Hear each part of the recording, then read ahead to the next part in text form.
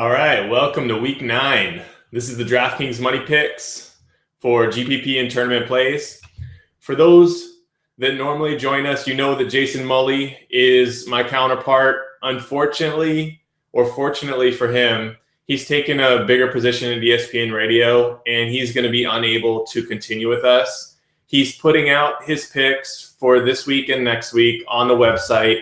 You can find Mully's money picks up there, the dumpster dives and the value picks against the green picks for your GPP plays. So as of next week, he's no longer going to be contributing.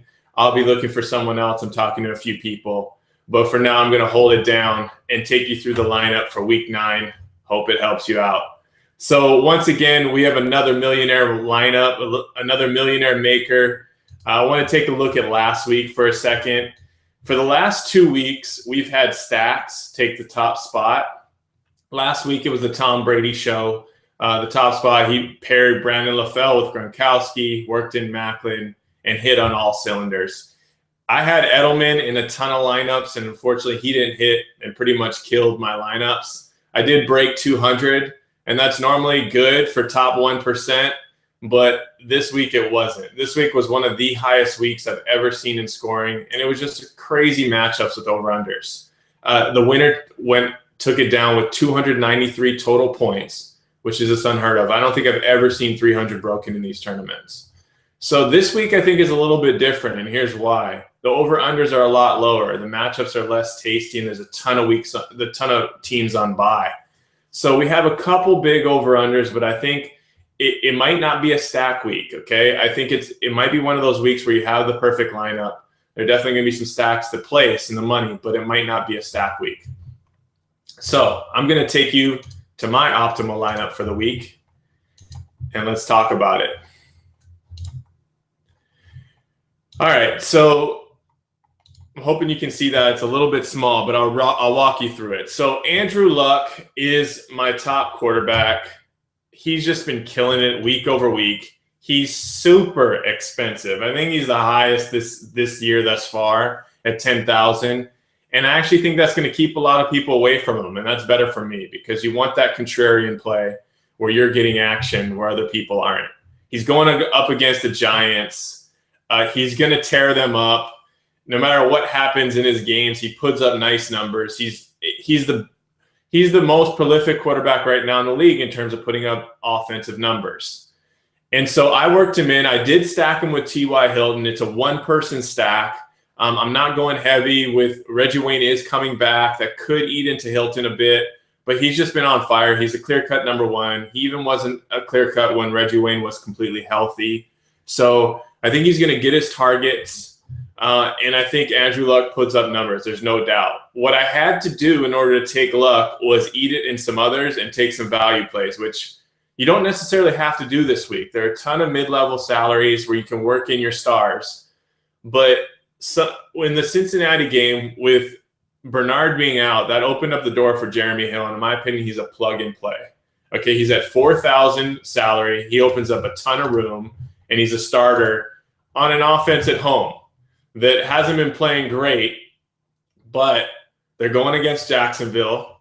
And while Jacksonville has turned it up the last couple weeks on defense, they haven't been as bad as they were previously.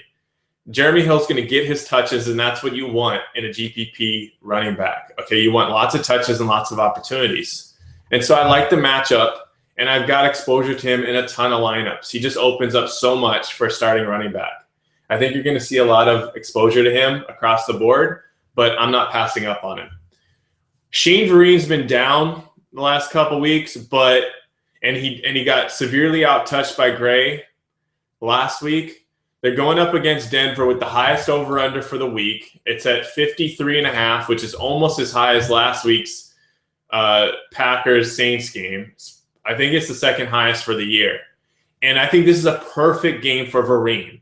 And the reason is, Denver is going to be up, okay? They're going to be scoring a ton of points. They're going to be throwing, and New England's going to have to catch up. New England's going to have to throw the ball, and Vereen is their throwing back.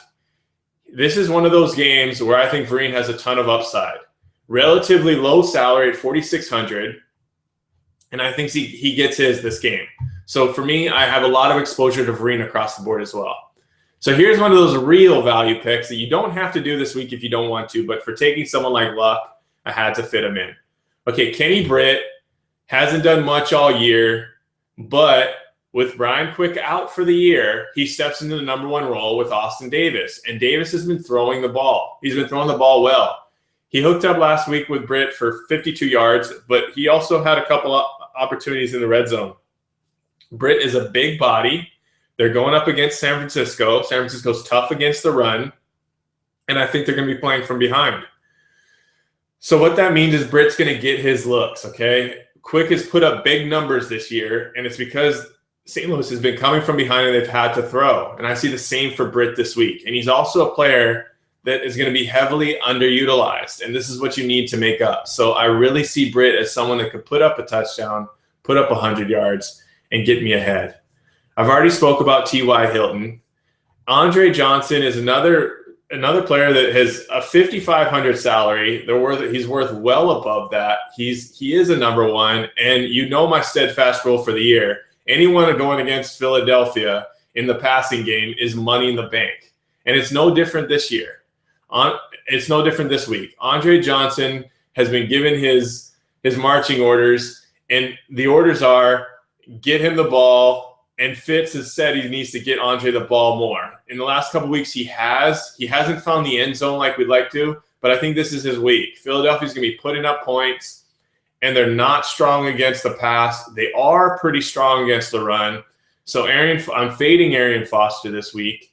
He's probably going to get some, but he's super expensive, and I think Andre Johnson is the person on that team you want to hold.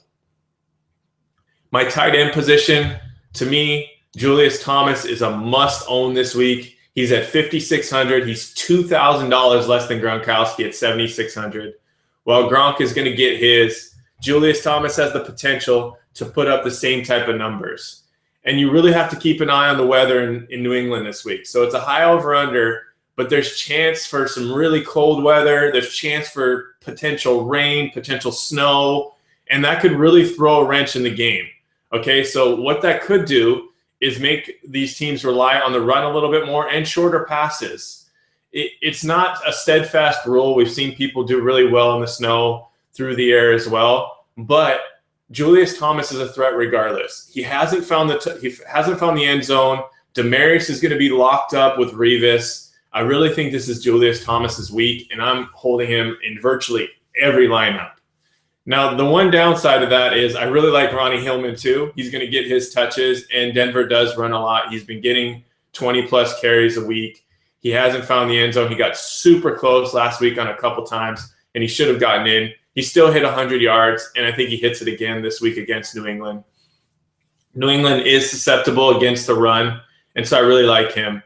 Pairing him with Julius Thomas, it's not the greatest idea for a stack in a GPP, pairing a running back and a wide receiver, a tight end. But with this over-under and with Ronnie Hillman bringing a lot of value in just sheer yardage, he could potentially clear a touchdown, and Julius Thomas could get a couple as well and leave some room for some other points. So I'm running with it. If they're doing well, Vereen's probably in the game, so I'm going to get both sides of the coin. I really like all three of those guys this week. Defense, I love the Chiefs last week. They did pretty well. I like them again this week. Okay, the New York Jets are an absolute mess. The Kansas City Chiefs are solid against the run. They have not allowed rushing touchdowns. They are just they're stout, and they sucked in the beginning of the year, but they've really been bringing it on last few weeks. And with New York Jets turning over like they do, you have no good option at quarterback. Kansas City is definitely going to get some sacks. They're definitely going to get some interceptions. And at home, they could pull a couple of those into touchdowns. So I really like their matchup against the Jets. While the Jets can rush with Chris Ivory, I feel like the Chiefs have a good chance of stopping them. And while there's no guarantee on defense, I really like the Chiefs. I think the Seattle is due for a bounce back at home. So they got some injured players back, and they looked good last week. And they're going up against Oakland.